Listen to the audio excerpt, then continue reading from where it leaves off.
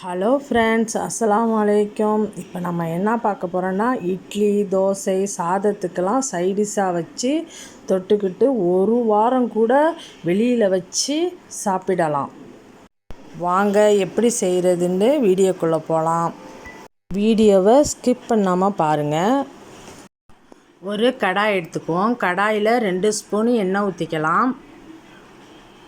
எண்ணெய் சூடு வந்தோன்னே எண்ணெய் நல்லா காஞ்சிடுச்சு. இப்போ கடலப்பருப்பு 1/4 கப்பு எடுத்திருக்கேன். 1/4 கப்புனா ஒரு 5 ஸ்பூனு இருக்கும். அப்புறம் உளுந்து வெள்ளை உளுந்து ஒரு 2 ஸ்பூன். பொன்னிறமாக நல்லா கிண்டி விட்டு வருங்க. தீயை விட்டுற வேணாம். நல்லா பொன்னிறமாக வறுத்தோன்னா நம்ம எந்த மசாலாவும் சேர்க்க போகிறதில்ல. நம்ம அரைச்சி சேர்க்குற மசாலா தான். காஞ்ச மிளகாய் ஒரு 4 சேர்த்துக்கலாம். அதையும் நல்லா வறுத்த பிறகு ஜீரகம் 1 ஸ்பூன். அதையும் நல்லா வறுபடட்டும்.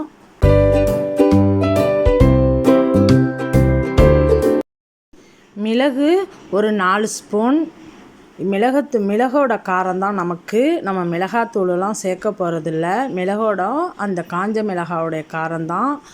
அதையும் நல்லா வறுத்து எடுத்துக்கலாம். முழு மல்லி 1 ஸ்பூன். அதை எல்லாத்தையும் நம்ம வறுத்து எடுத்துக்குவோம். அது அப்படியே ஓரமாக ஆறட்டும்.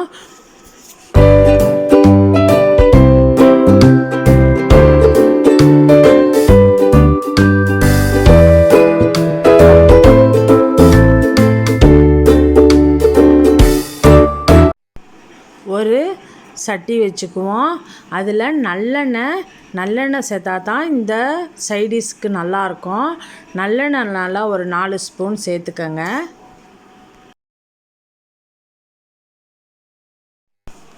கடுகு 1 ஸ்பூன். உளுத்தம்பருப்பு 1 ஸ்பூன்.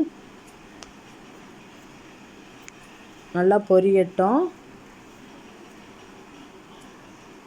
ஜீரகம் ஒரு 1/2 ஸ்பூன் சேர்த்துக்கலாம். அதுவும் நல்லா பொரியட்டும்.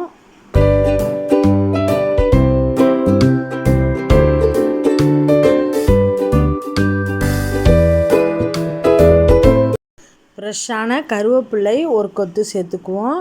அதுவும் பொரியட்டும். உரிச்ச பூண்டு 250 கிராம் சேர்த்துருக்கேன்.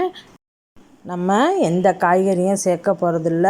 பூண்டு மட்டும்தான் சேர்த்துருக்கோம். வெங்காயம், சின்ன வெங்காயம் ஒரு 10-15 எடுத்துருக்கலாம். அதையும் நல்லா உரித்து நல்லா பொன்னிறமாக வறுபடட்டும். நல்லா எண்ணெய்லாம் நல்லா பிரிஞ்சு வரணும். அந்த எண்ணெயிலேயே பூண்டு, வெங்காயம் எல்லாம் வதங்கணும்.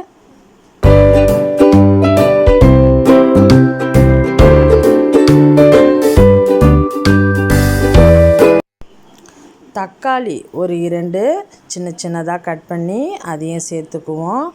அடுப்பு கொஞ்சம் சிம்மிலேயே இருக்கட்டும். நல்லா வதங்கி வரணும். மஞ்சத்தூள் 1 ஸ்பூன் சேர்த்துக்குங்க. அதையும் சேர்த்துக்கிட்டு அதையும் நல்லா வதக்கி விடலாம். உப்பு 1 ஸ்பூன்.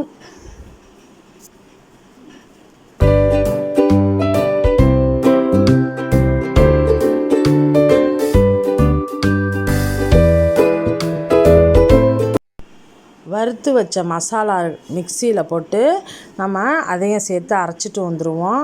அதில் 4 கீத்து தேங்காய் பொடிசாக கட் பண்ணி அதையும் அது கூட சேர்த்து அதையும் நம்ம பேஸ்ட்டாக அரைச்சிட்டு வந்துடலாம்.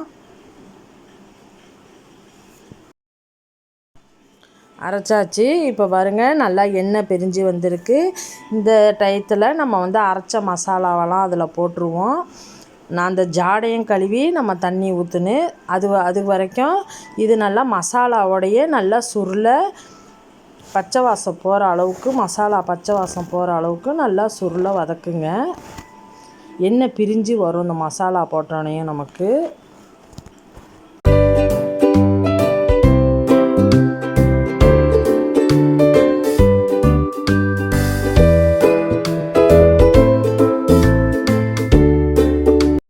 ஒரு எலுமிச்சம்பழம் சைஸு புளி கரைச்ச தண்ணியை ஊற்றிக்கலாம். அந்த மிக்ஸி ஜாடையும் கழுவி அந்த தண்ணியை அதில் ஊற்றிடுவோம். ஊற்றி நல்லா கொதிக்கட்டும். நல்லா புளியோட வாசம்லாம் போகிற அளவுக்கு நல்லா கொதிக்கட்டும். ஹை ஃப்ளேமில் வச்சு மூடி போட்டு வச்சிடலாம். பாருங்கள், நல்லா கொதிச்சிடுச்சு. எண்ணெய்லாம் நல்லா பிரிஞ்சு வந்துருச்சு. பூண்டு எல்லாம் நல்லா வெந்திருக்கும். இதை நம்ம ஒரு வாரம் கூட வெளியில் வச்சு நம்ம சாப்பிடலாம். ஒரு ஸ்பூனு இருந்தால் போதும், ஒரு தட்டை சோறும் காலி ஆகிடும். இந்த மாதிரி நீங்களும் செய்து பாருங்கள். வேறு எந்த சைடிஷுமே தேவையில்லை. இட்லி, தோசை, சாதத்துக்கெல்லாம் ஒரு ஸ்பூனு வச்சா போதும், தட்டை சோறும் காலி ஆகிடும். இந்த மாதிரி நீங்களும் செஞ்சு பாருங்கள். இந்த வீடியோ பிடிச்சிருந்தா லைக் பண்ணுங்கள், ஷேர் பண்ணுங்கள்.